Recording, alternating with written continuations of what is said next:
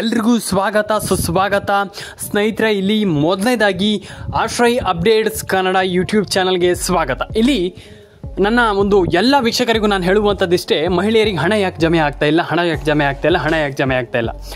ಇಲ್ಲಿ ಆಲ್ಮೋಸ್ಟ್ 90% ಜನರ ಒಂದು ಕ್ವೆಶ್ಚನ್ ಮೇಲೆ ಕ್ವೆಶ್ಚನ್ ಕೇಳ್ತಾ ಇದ್ದೀರಾ. ಹಣ ಬರ್ತಾ ಇಲ್ಲ ಸರ್, ನಮಗೆ ನಯ ಪೈಸೆ ಕೂಡ ಹಣ ಜಮೆ ಆಗ್ತಾ ಇಲ್ಲ, ಇದ್ರ ಬಗ್ಗೆ ಒಂದಿಷ್ಟು ಇನ್ಫಾರ್ಮೇಷನನ್ನು ನಮಗೆ ತಿಳಿಸ್ಕೊಡಿ, ನಮಗಿಲ್ಲಿ ಗೊತ್ತಾಗ್ತಾ ಇಲ್ಲ, ಮಹಿಳೆಯರಿಗೆ ಹಣ ಬರ್ತಾ ಇಲ್ಲ, ಇದ್ರ ಬಗ್ಗೆ ಒಂದಿಷ್ಟು ಆದರೂ ತಿಳಿಸ್ಕೊಡಿ ನಮಗೆ ಅಂತಂದರೆ ಅವರಿಗೆ ಅದರ ಬಗ್ಗೆ ಒಂದಿಷ್ಟು ಮಾಹಿತಿಗಳು ಕಮ್ಮಿ ಇದೆ.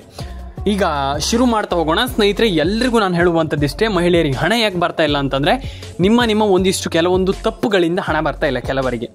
ಇದು ಕೆಲವರಿಗೆ ಹೇಳಿದರೆ ಈಗ ಹೇಳ್ತೀರ, ಏನು ತಪ್ಪು ಮಾಡಿದ್ದೀವಿ, ಇಲ್ಲಿ ನಾವು ತಪ್ಪೇ ಮಾಡಿಲ್ವಲ್ಲ ಅಂದರೆ ಈಗ ಅವರಿಗೆ ಗೊತ್ತಿದೆ, ಈಗ ಅಂದರೆ ತಪ್ಪು ಮಾಡಿಲ್ಲ, ಆದರೂ ಕೂಡ ಕೆಲವರದ್ದು ತಪ್ಪು ಮಾಡಿರುವಂಥ ಈ ಒಂದು ಕೆಲವೊಂದು ಏನಂತಂದರೆ ಕೆಲವೊಂದು ತಪ್ಪು ಮಾಡಿರುವಂಥ ಒಂದು ಪ್ರಾಬ್ಲಮ್ಗಳು ತೋರಿಸ್ತಾ ಇರುವಂಥದ್ದು. ಅವ್ರು ಏನೂ ಮಾಡಿರೋದಿಲ್ಲ, ಆದರೂ ಕೂಡ ಸುಮ್ಮನೆ ಕೆಲವೊಂದು ಪ್ರಾಬ್ಲಮ್ಗಳು ಆಗ್ತಾ ಇರುವಂಥದ್ದು ಸದ್ಯದ ಪರಿಸ್ಥಿತಿಯಲ್ಲಿ. ಹಾಗಾದರೆ ಏನು ಕತೆ, ಇದ್ರ ಬಗ್ಗೆ ಎಲ್ಲ ತಿಳಿಸ್ಕೊಡ್ತೀನಿ. ದಯವಿಟ್ಟು ಸಬ್ಸ್ಕ್ರೈಬ್ ಮಾಡ್ಕೊಳ್ಳಿ, ಲೈಕ್ ಮಾಡ್ಕೊಳ್ಳಿ, ಶೇರ್ ಮಾಡ್ಕೊಳ್ಳಿ, ಕಮೆಂಟ್ ಮಾಡ್ಕೊಳ್ಳಿ ಅಂತ ಹೇಳ್ತಾ ಶುರು ಮಾಡಿ ಮತ್ತೊಂದು ವಿಡಿಯೋವನ್ನು. ಲಕ್ಷ್ಮೀ ಹೆಬ್ಬಾಳ್ಕರ್, ಇಲ್ಲಿ ಎಲ್ರಿಗೂ ಗೊತ್ತಿದೆ, ಲಕ್ಷ್ಮೀ ಹೆಬ್ಬಾಳ್ಕರ್ ಅವರು ಇಲ್ಲಿ ತಿಳಿಸ್ಕೊಟ್ಟಿದ್ದಾರೆ. ಈಗ ನಾವು ದಸರಾಗೆ ಹಣ ಹಾಕ್ತೀವಿ, ಅವಾಗ ಹಣ ಹಾಕ್ತೀವಿ, ಇವಾಗ ಹಣ ಹಾಕ್ತೀವಿ ಅಂತ. ಆದರೂ ಕೂಡ ಇದುವರೆಗೂ ಕೂಡ ಕೆಲವರಿಗೆ ಹಣ ಜಮೆ ಆಗಿಲ್ಲ.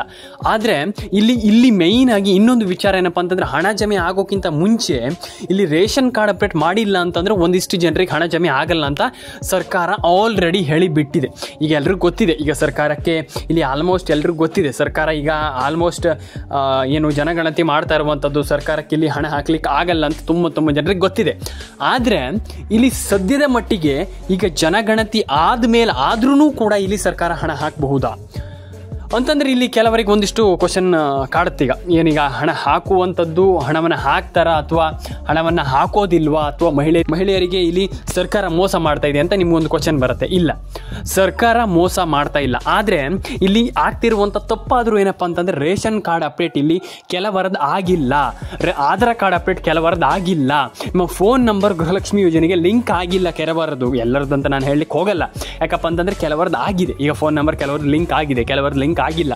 ಒಂದಿಷ್ಟು ಕಾರಣಗಳಿದೆ, ಅಂದರೆ ಅವರ ಒಂದು ಪ್ರಾಬ್ಲಮ್ಗೆ ಒಂದಿಷ್ಟು ಕಾರಣಗಳಿದೆ ಅಂತಂದರೆ ಗೃಹಲಕ್ಷ್ಮಿ ಯೋಜನೆ ಹಣ ಬರದಿರೋದಕ್ಕೆ ಒಂದಿಷ್ಟು ಪ್ರಾಬ್ಲಮ್ ಇದೆ, ಇಲ್ಲ ಅಂತ ನಾನು ಹೇಳಲಿಕ್ಕೆ ಹೋಗಲ್ಲ.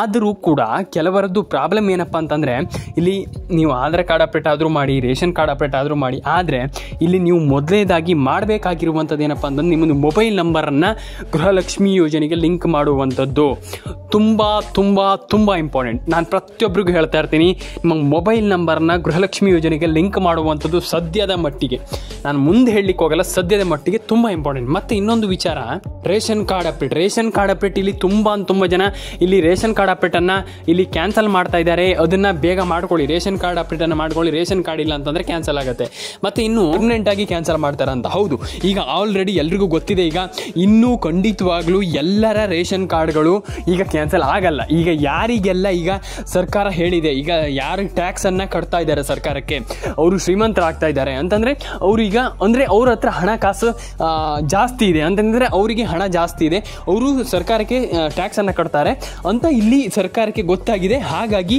ಈ ಒಂದು ಜನಗಣತಿಯನ್ನು ಸರ್ಕಾರ ಮಾಡ್ತಾ ಇರುವಂಥದ್ದು ಸದ್ಯದ ಮಟ್ಟಿಗೆ.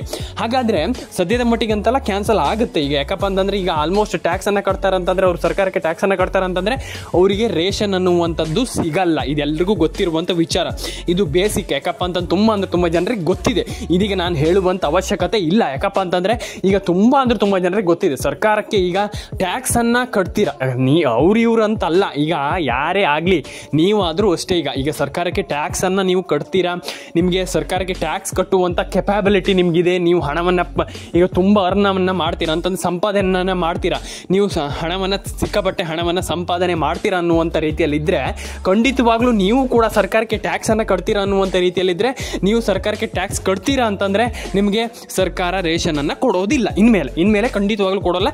ಮುಂಚೆನೂ ಕೊಡ್ತಾ ಇರಲಿಲ್ಲ, ಆದರೆ ಗೊತ್ತಿರಲಿಲ್ಲ. ಜನಗಣತಿ ಮಾಡಿ ಆದಮೇಲೆ ಈಗ ಖಂಡಿತವಾಗ್ಲೂ ಸರ್ಕಾರಕ್ಕೆ ಎಲ್ಲದೂ ಕೂಡ ಗೊತ್ತಾಗಿದೆ. ಯಾರ್ಯಾರಿಗೆ ಈಗ ನಾವು ರೇಷನನ್ನು ಕೊಡಬೇಕು, ಯಾರ್ಯಾರು ಬಡವರಿದ್ದಾರೆ, ಯಾರ್ಯಾರು ಕಷ್ಟದಲ್ಲಿದ್ದಾರೆ ಅಂತ ಎಲ್ರಿಗೂ ಗೊತ್ತಾಗಿದೆ. ಅಂದರೆ ಸರ್ವೆಯ ಮೂಲಕ ಸರ್ಕಾರಕ್ಕೆ ತಿಳಿದಿರುವಂಥದ್ದು. ಈಗ ಸದ್ಯದ ಮಟ್ಟಿಗೆ ಈಗ ಸರ್ಕಾರ ಇದನ್ನು ಮಾಡ್ತಾ ಇರುವಂಥದ್ದು ಏನಪ್ಪ ಅಂತಂದರೆ, ಈಗ ಮಹಿಳೆಯರಿಗೆ ಹಣವನ್ನು ಈಗ ಹಾಕ್ತಾ ಇರುವಂಥದ್ದು ಸದ್ಯದ ಮಟ್ಟಿಗೆ. ಆ್ಯಂಡ್ ಈಗ ಯಾರೆಲ್ಲ ಸರ್ಕಾರಕ್ಕೆ ಟ್ಯಾಕ್ಸ್ ಕಟ್ತಾರೆ ಇದೆಲ್ಲರಿಗೂ ಗೊತ್ತಿದೆ. ಈಗ ಜನಗಣತಿಯನ್ನು ಈಗ ಸರ್ಕಾರ ಮಾಡ್ತಾ ಇರುವಂಥದ್ದು ಎಲ್ರಿಗೂ ಇದು ಈಗ ಆಲ್ಮೋಸ್ಟ್ ಎಲ್ರಿಗೂ ಗೊತ್ತಿರುವಂಥ ವಿಚಾರ. ಈಗ ಎಲ್ರಿಗೂ ಹಣ ಜಮೆ ಆಗುತ್ತೆ. ಈಗ ಈ ಗೃಹಲಕ್ಷ್ಮಿ ಯೋಜನೆಯಲ್ಲಿ ಏನು ಕೂಡ ಪ್ರಾಬ್ಲಮ್ ಆಗಲ್ಲ ನನ್ನ ಅನಿಸಿಕೆ ಪ್ರಕಾರ. ಯಾಕಪ್ಪ ಅಂತಂದರೆ ಸರ್ಕಾರದ ಕಡೆಯಿಂದ ಎಲ್ರಿಗೂ ಹಣ ಜಮೆ ಆಗಿದೆ ಆ್ಯಂಡ್ ಹಣ ಜಮೆ ಆಗತ್ತೆ. ಯಾಕಪ್ಪ ಅಂತಂದರೆ ಮಹಿಳೆಯರಿಗೆ ಹಣ ಜಮೆ ಆಗಿಲ್ಲ ಅಂತಂದರೆ ಇಲ್ಲಿ ದೊಡ್ಡ ಹೊಡೆತವನ್ನು ಬೀಳುತ್ತೆ ಸರ್ಕಾರಕ್ಕೆ. ಈಗ ಏನು ಮಹಿಳೆಯರು ಸಿಟ್ಟು ಮಾಡ್ಕೊಳ್ತಾರೆ ಅಂತಂದರೆ ಅವರಿಗೆ ಕಷ್ಟ ಆಗುತ್ತೆ. ಹಣ ಜಮೆ ಆಗ್ತಾ ಇಲ್ಲ, ಇಲ್ಲಿ ಹಣ ಜಮೆ ಆಗ್ತಾ ಇಲ್ಲ ಅಂತ ಇಲ್ಲಿ ಸಿಟ್ಟು ಮಾಡ್ಕೊಳ್ತಾರೆ. ಹಾಗಾಗಿ ಇಲ್ಲಿ ನೀವು ಟೆನ್ಷನ್ ಆಗುವಂಥ ವಿಚಾರ ಇಲ್ಲ. ಹಾಗಾದರೆ ಇಲ್ಲಿ ಸರ್ಕಾರ ಯಾವಾಗ ಹಣ ಇಲ್ಲಿ ಜಮೆ ಮಾಡುತ್ತಂತಂದರೆ ಈ ದೀಪಾವಳಿ ಹಬ್ಬದ ಪ್ರಯುಕ್ತ ಹಣ ಜಮೆ ಮಾಡುವಂಥ ಎಲ್ಲ ಸಾಧ್ಯತೆಗಳು ಕಂಡು ಬರ್ತಾ ಇರುವಂಥದ್ದು, ಹೆಚ್ಚಾಗಿ ಸಾಧ್ಯತೆ ಇರುವಂಥದ್ದು. ನಾನು ಎಲ್ರಿಗೂ ಹೇಳ್ತೀನಲ್ಲ, ಸರ್ಕಾರ ಒಂದು ಬಹು ದೊಡ್ಡ ನಿರ್ಧಾರವನ್ನು ತೆಗೆದುಕೊಂಡಿರುವಂಥದ್ದು. ಭರ್ಜರಿ ಗುಡ್ ನ್ಯೂಸನ್ನು ಇಲ್ಲಿ ಸರ್ಕಾರ ಇಲ್ಲಿ ಕೊಡ್ತಾ ಇರುವಂಥದ್ದು. ಅದು ನಮ್ಮ ಗೃಹಲಕ್ಷ್ಮಿ ಮಹಿಳೆಯರಿಗಂತಲೇ ಹೇಳಬಹುದು. ಆ್ಯಂಡ್ ಎಲ್ಲದಕ್ಕೂ ನಾನು ಕೇಳುವಂಥದ್ದು ಇಷ್ಟೇ, ಎಲ್ಲದಕ್ಕೂ ಒಳ್ಳೆಯದಾಗಲಿ, ಎಲ್ರಿಗೂ ಒಳ್ಳೆಯದಾಗಲಿ. ಗೃಹಲಕ್ಷ್ಮಿ ಯೋಜನೆ ಹಣನೂ ಕೂಡ ಬರಲಿ, ನಿಮ್ಮೆಲ್ಲರ ಅಕೌಂಟಿಗೆ ಹಣನೂ ಕೂಡ ಬರಲಿ, ಎಲ್ರಿಗೂ ಗೃಹಲಕ್ಷ್ಮಿ ಯೋಜನೆ ಹಣ ಜಮೆ ಆಗಲಿ. ಆ್ಯಂಡ್ ನಿಮಗೆ ಇಲ್ಲಿ ಸತತವಾಗಿ 6,000 ರೂಪಾಯಿ ಹಣ ಜಮೆ ಆಗುವಂಥ ಎಲ್ಲ ಸಾಧ್ಯತೆಗಳು ಇರುವಂಥದ್ದು. ಯಾಕಪ್ಪ ಅಂತಂದರೆ ಇದರಲ್ಲಿ ಮಹಿಳೆಯರಿಗೆ 6,000 ರೂಪಾಯಿ ಹಣ ಹೇಗೆ ಜಮೆ ಆಗುತ್ತಂತ ನಾನು ಹೇಳೋದಾದರೆ, ಇಲ್ಲಿ ಸರ್ಕಾರದಿಂದ ಮಹಿಳೆಯರಿಗೆ ಮೂರು ಕಂತಿನ ಹಣ ಬರಬೇಕಿದೆ. ಅದು ಜಮೆ ಆಗುತ್ತೆ. ನೋಡೋಣ ಏನು ಕತೆ ನೋಡೋಣ ಅಂತ ಹೇಳ್ತಾ ಸ್ನೇಹಿತರೆ, ಮತ್ತೊಂದು ವಿಚಾರ, ನೀವು ಎಲ್ಲರೂ ಕೂಡ ಗೃಹಲಕ್ಷ್ಮಿ ಯೋಜನೆ ಹಣ ಬರುತ್ತಂತ ದಯವಿಟ್ಟು ಸುಮ್ಮನೆ ಕೂತ್ಕೊಳ್ಬೇಡಿ. ಒಂದು ಭ್ರಮೆಯಲ್ಲಿದ್ದೀರಾ, ನಮ್ಗೆ ಹಣ ಬರುತ್ತೆ ಅಂತ. ಇಲ್ಲ, ನಾನು ಅದೇ ಹೇಳ್ತಾ ಇರುವಂಥದ್ದು. 90% ಜನ, ನಾನು ಎಲ್ರಿಗೂ ನನ್ನ ಒಂದು ಸಬ್ಸ್ಕ್ರೈಬರ್ಗಳಿಗೆ ಹೇಳುವಂಥದ್ದು ಇಷ್ಟೇ, ದಯವಿಟ್ಟು EKYC ಮಾಡ್ಕೊಳ್ಳಿ, NCPA ಮ್ಯಾಪಿಂಗ್ ಮಾಡ್ಕೊಳ್ಳಿ. ಗೃಹಲಕ್ಷ್ಮಿ ಯೋಜನೆ ಹಣ ಬಂದಿಲ್ಲ ಅಂತಂದರೆ ದಯವಿಟ್ಟು ಕಮೆಂಟ್ ಸೆಕ್ಷನ್ ಇದೆ, ಕಮೆಂಟ್ ಸೆಕ್ಷನಲ್ಲಿ ಬಂದುಬಿಟ್ಟು ಕಮೆಂಟ್ ಮಾಡಿ. ಸರ್ಕಾರಕ್ಕೆ ಗೊತ್ತಾಗಲಿ, ಹಣ ಹಾಕಿಲ್ಲ ನಾವು ಅಂತ ಗೊತ್ತಾಗಲಿ ಅವರಿಗೆ. ಅವರು ಆಮೇಲೆ ಅದಕ್ಕೆ ಬೇಕಾದರೆ ನೀವು ನೋಡಿ, ಅವರು ಅದಕ್ಕೆ ರಿಪ್ಲೈ ಮಾಡ್ತಾರೆ, ಸರ್ಕಾರದವ್ರು ನೋಡ್ತಾರೆ. ಯಾವುದೇ ಒಂದು ಈಗ ಸೋಷಿಯಲ್ ಮೀಡಿಯಾ ಅಂತಂದರೆ ಸಣ್ಣ ವಿಚಾರ ಅಲ್ಲ. ಈಗ ನಿಮ್ಗೆಲ್ರಿಗೂ ಗೊತ್ತಿದೆ ಸೋಷಿಯಲ್ ಮೀಡಿಯಾ ಎಷ್ಟು ಬೆಳೆದಿದೆ, ಏನೆಲ್ಲ ಒಳ್ಳೇದಾಗ್ತಾ ಇದೆ, ಏನೆಲ್ಲ ಏನು ತುಂಬ ಒಳ್ಳೇದಾಗ್ತಾ ಇದೆ ಎಲ್ಲ ನಿಮಗೆ ಗೊತ್ತಿದೆ.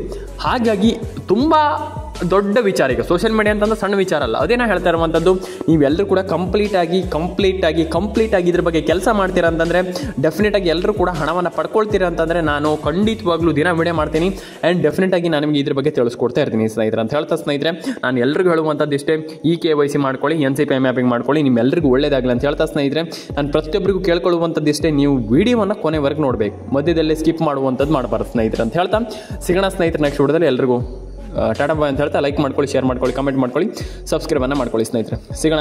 ಲೈಕ್ ಮಾಡ್ಕೊಳ್ಳಿ, ಶೇರ್ ಮಾಡ್ಕೊಳ್ಳಿ, ಕಮೆಂಟ್ ಮಾಡ್ಕೊಳ್ಳಿ.